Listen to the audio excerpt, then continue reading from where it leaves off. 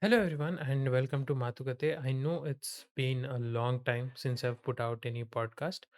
Uh, I could not because I had my exams. So now my exams are over. 2020 is over. Happy New Year to all of my listeners. We've made it to 2020. Congratulations to all of us. And today, this is going to be a solo podcast. Means it's just me talking to myself, which I've been wanting to do from a really long time, but couldn't do it because it's freaking hard. Because it's very easy to derail yourself from the topic and blabber about stuff, and at the end, it does not make any sense. But today, yeah, I'm still going to do it anyway. So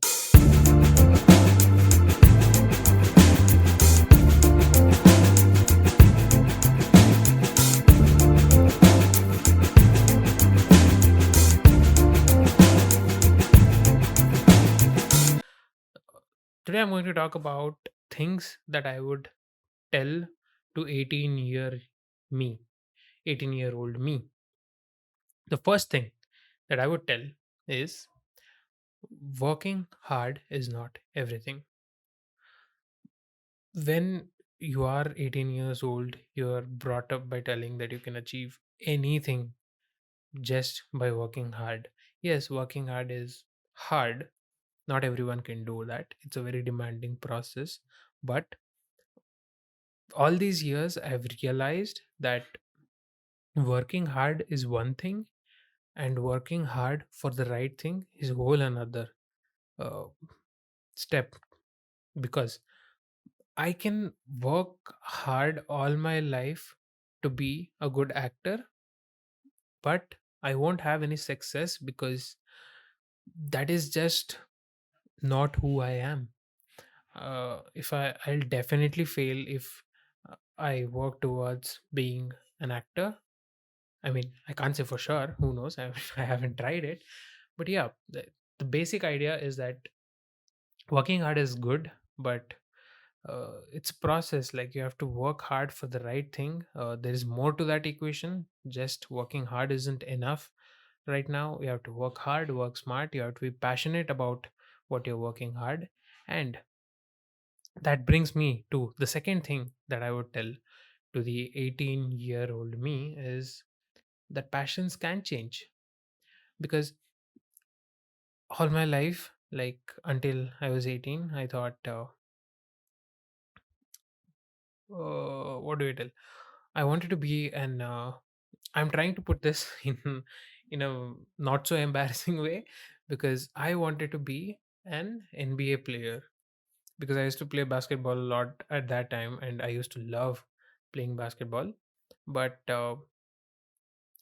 after I crossed 18 and got to other parts in life, I realized that that is not what I really want. Yeah, I enjoy playing basketball, but is it something that I would uh, you know spend my life doing? I think no, because there are many factors that come into it. I won't go into what affects that, but yeah, passions can change because initially you don't know what you're good at. You're still trying to find yourself. Still trying to find who you want to be and what do you want to do. And it's a process. You can't just one day wake up and say, yeah, I want to be an astronaut. So it does not work that way. It's a culmination of so many experiences and things that you had over the period of time, and then they just trickle down to this one thing that you really love doing and you can spend your life in. And for some people it might take decades figuring it out. For some people it just might be a matter of 2 3 years. I don't know. It's not a one size fits all description, but yeah, passions can change. And also, the other thing that I would want to say to myself is that it's okay to quit. Because I know it's a very stupid statement. On the surface it seems like it's not okay to quit, but yes, it is. Like, this is what I had experienced. Because I wanted to be a basketball professional basketball player. I there were few shortcomings, because infrastructure wise, in India it's not, a great place to, uh, what do you say, groom your talent for basketball, at least because it's not a popular sport. The support that you get, the exposure that you get is really less. And and halfway, but those are all excuses. But halfway in, I realized I would not want to do this for the rest of my life, because there were other things in life that I was interested in. So what happens when you put, this mentality in, that it's never okay to quit, finish what you started? What happens is, for a long time I just went through it, because I had this goal and I had told everyone that I'm going to be successful, I'm going to be a basketball player or something. And for a huge amount of period, I did not say a word to myself, even though I knew that this is not what I wanted. I just kept on with it because I had, envisioned myself in this. So what happens when you make a mentality of, not quitting anything? Once you it reaches to a point where you can't take it anymore. Like I've there was one day where I just thought it's not going to work, it's useless to even, s- pursue this anyway. But uh, I decided to quit basketball and move on to other things in life. But it was hard for me, because the amount of, the blow your self confidence takes when you make a decision like that, when you have that kind of mentality, is very hard to recover from, because you have quit something that you said you wanted to do for the rest of your life. How do you, at least answer yourself, hold yourself accountable for, quitting the one thing that you were so passionate about? So it was a process to, build myself again, gain that confidence back, to look for other things, explore other things, and see it. And especially in today's day and age, new careers are popping up every day. And I, like, the basketball, being a basketball player was not uh the just one mistake that I made. After that, there were several other things that came. I wanted to do it. Halfway in, I realized this is not what I loved, so I moved on to different things, and I do it even now. And especially this year, after the pandemic and everything, I was really considering my, career option. Because if another pandemic like this hits, I think it's going to be hard to, you know get out of a very bad situation. Because uh, when a lot of, especially because my career was had a lot to do with a corporate, uh, it was a corporate career basically. So when a pandemic hits and there is recession, companies are cutting down. Let's say 10 years down the line, I work hard, I am in a post, but something like this happens again, and I'm fired. And will when I'm 35 years old, will I be, going out and looking for jobs at that point in time? Because then clearly my priorities would have changed, because today my priorities are different, and tomorrow it might not be the same. So is it worth having that, or should I work towards, building something of my own? Or yes, it might not be as lucrative as, going to a corporate career, or it might not be very glamorous or anything. But this is, I'm still, thinking. I've not made any decision yet, but this is what I was thinking. uh, and also, I've been talking to a lot of other people because about this, like, why wouldn't you want to change your career now? Because frankly, there's recession and you are passing out this year or in 2 years from now, and there's all these people who are jobless. So how are you going to compete in this job market? And people And this is what I've seen, like people who are, you know, who take the secured route all the time, who say, I'll finish my 10th, I'll do my PU in commerce, I'll do BBA, I'll do MBA, then I'll get a job. You know, these are very no risk, they are not risk takers basically.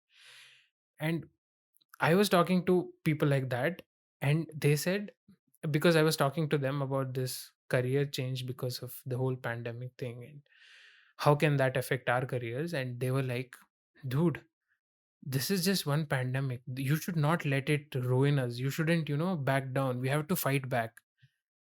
And I was like, dude, you took the most safest route to your career, and now you want to fight a pandemic. And this is what I've realized. You know, they are set into they are not, for them, risk taking or being safest option is, they don't understand. That is what I feel. This is what they think. It's just, you know, tried and tested way. Just do it because everyone's doing it. I don't know how to think for myself, is what I believe they think, but I might be wrong or not. But the point being, it's okay to quit. This is why solo podcasts are hard. I start with one point and I don't know where I end up, and I have to, you know, see where I was prior to this. Was I saying it's okay to quit? Yeah, I think it's okay to quit anyway. And the other thing that I want to tell to the 18-year-old me is, try and live in the moment. And I know it's a very cliche line, or and a lot of people have talked about this, but I think we are conditioned in this way because uh, do your 10th. I was listening to my friend's podcast, the Sankarshan Joshi trip, and he really made a great solo podcast. And there he was talking about, uh, you are doing things because of that, because is, you know, the string. We are, you know, conditioned in a way where, do your 10th well so that you can go to a great college, do your second PU well so you can get a seat at a good degree college, then do this because, and do this job because you're going to be paid well. So we are always living in tomorrow in our head. It's like, oh, 3 years, my degree is done, I have to do MBA next. It's it's we are always trying to plot the next thing that we are going to do, and we forget that what are we doing, you know, in the moment. So I would, it's i I knew this thing consciously, and I really wanted to, you know, change this, but it's hard because all your life you are brought up, you know, saying do this, do that, because you'll end up doing this. So it's really hard to, you know, shake this off. But I am really trying to do this, and I've failed, to be honest, most of the time. But there are, you know, small wins here and there, that it is amazing to, you know, do it. And I would highly suggest you guys to try and live in the moment for a while, not to overthink about your future too much, and see where that thing goes. uh, what else, can I tell to my younger self? Yeah, learn to talk to yourself. I When I was 18 years old, yes, I used to talk to myself. It's not like there was no conversations happening in my head. Yes, they were happening, but over the years, I have found, because of the experiences that I had, that working hard is not always the solution. And yes, your passions can change. Yes, your careers can change. After seeing all this, I realized that I don't really have a clarity on what the hell I want in the first place. So I've been trying to ask myself questions in order to, you know, get to that image in my head where I can, you know, finally see what are my priorities and what I can do and what my life goal is. So I really sucked at questioning myself rather than talk to myself properly when I was 18 years old. It was just the most the most time that I've spent talking to myself when I was 18 years old was about motivating myself to not quit and complete this and just get through it and just keep doing it. You will reap rewards tomorrow. And like I said, living in tomorrow all the time. But now, whenever I talk to myself, I try to question myself, that is this what I really want? Is this what I should have done? Is this the person that I should have been with at a particular point of time? So I'm trying to question myself better so that I can understand myself better. It's weird that even after all these years of questioning myself, I still haven't figured out who I am. And I think I won't for the rest of my life. But yeah, it's a fun process, and you should really think about how you question yourself, because it shows a very different you until you ask the right questions to yourself. I know it sounds very stupid, but if you if you just try it, you will be amazed at what your subconscious mind thinks about. Yeah, and the other thing that I would tell to my younger self would be, you shouldn't really get more friends than you need. You know, I'll tell you a very interesting story. There was a man who was walking down the road, and suddenly the glass fell on him. Like shards of glass were falling from the building on top of him. So he just ducked, and all the shards fell on him, and he touched on the back of his head and saw there was blood coming. So he immediately ran into his home, and he was holding the wound so that blood does not flow. And then he takes out his head, and the blood is dry, and the pain is subsiding, so he thinks everything is all right. 25 years later, he has a huge pain in his head, so he cannot walk because of that pain. He has vertigo and stuff, so he goes to a doctor, and the doctor examines him, comes into the room and asks, "So when did it happen?" And the man asks, "When did what happen?" He said, there is a bullet in your head." And the doctor says, and the man says, "A bullet in my head." And then he realizes the incident when that happened, and this is a real story, and there are a lot of people walking with the bullets in their head. And the reason I'm telling this story is, friends are often bullets in your head, because what we think of is, one is a good friend where you enjoy talking to them, you enjoy the time you spend with them, so it's great. And the other is a toxic friendship where you know that you're having a bad time with them, so you try and avoid them, you try and avoid to talk to them. These are, like, the two extremes of friends, like really close friends and one's toxic friendship, so you try and avoid them. But there are some ambiverse friends, ambivalent friends, not ambiverse friends. I think ambivalent is the right word. Ambivalent friends are those where you can't really tell whether you're having a good time or a bad time. Like, it's the okay time, like, yeah, I went out with him. Should I do it again? I don't know. Did I have a bad time? I don't know. But still, you hang out with him, and those are the kind of friendships that really take a toll on you. So try it's better to have toxic friendship than have an ambivalent friendship, because toxic, you are aware about the things that are going on. Ambivalent, it's just like walking around with a bullet in your head. So I would really suggest you to question the friends that you have in your life. I know, for a huge period of time, I thought all my friends are great. I have a great friend circle in this world, and I have struck gold or everything or anything. But yes, then life happens, and you realize not all friends are.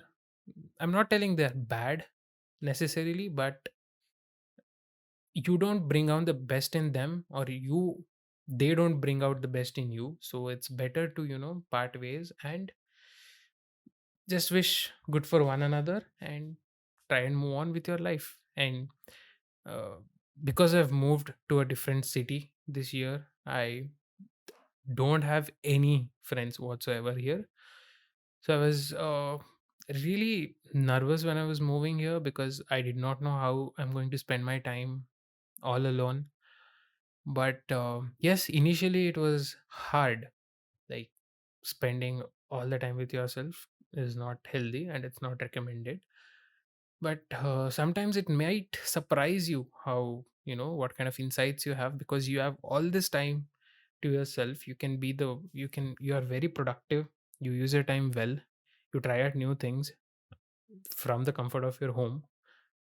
That is what I've done all, like, the entire 2020, because you couldn't go out very much. But yeah, having less friends is not a bad thing. It's a very great thing if you know what kind of friends you want and you keep it down to that.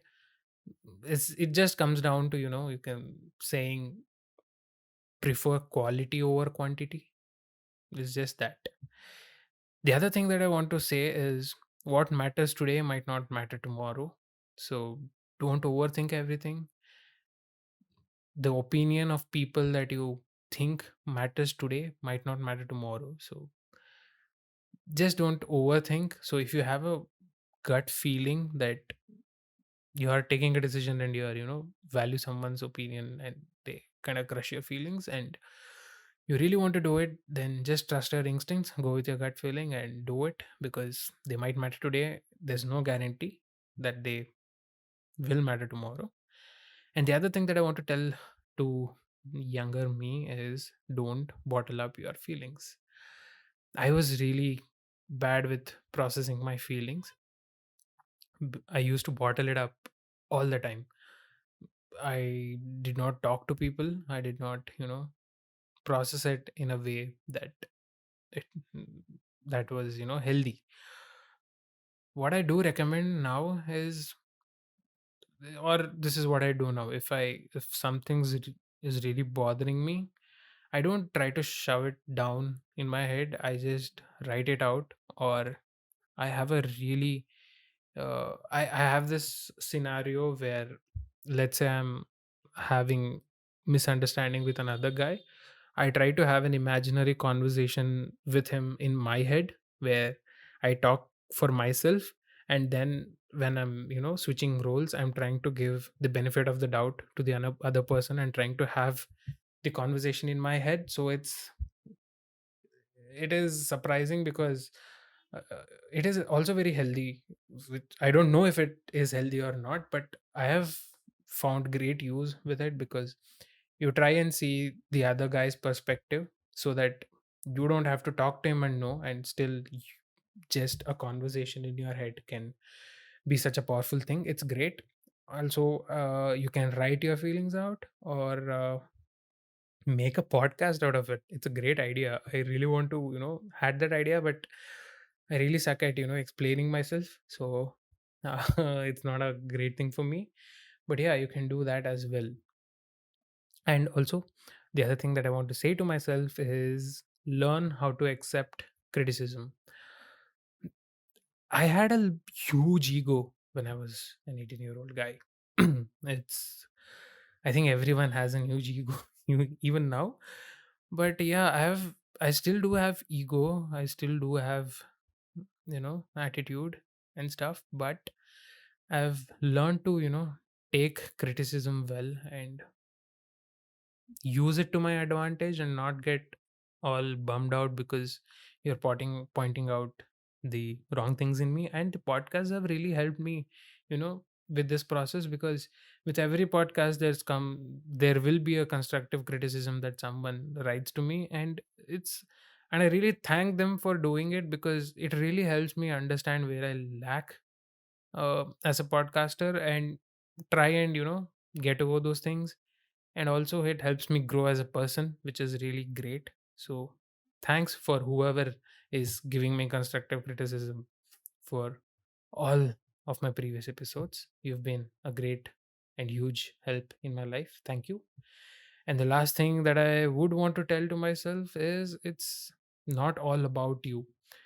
It's common, to feel that you are always, being watched upon. uh, you always this constant need of being perfect all the time, because I would say now I've realized that it's not all about that, because people are, worried about their own steps, worried about their own things. So, yes, they might talk about you for quite some time, but still they have their shit to deal with in their life. So, I would really not worry about that. And yeah, I would say that it's not all about you. I've tried to keep it short this time, and these are the things want my that I would want to say to my younger self. This is something new that I've tried out, and I'm not sure if I was I made any sense back there. I really don't know. It's for it's up to you guys to judge that. And please do leave some constructive criticism so that I can grow as a person and as a podcaster. And yeah, it this doing this podcast was a nice experience, because I have flipped through so much topics. I have gotten so many questions. Like whoever follows me on Instagram, I had written that I wanted to do a solo podcast. So please write in questions.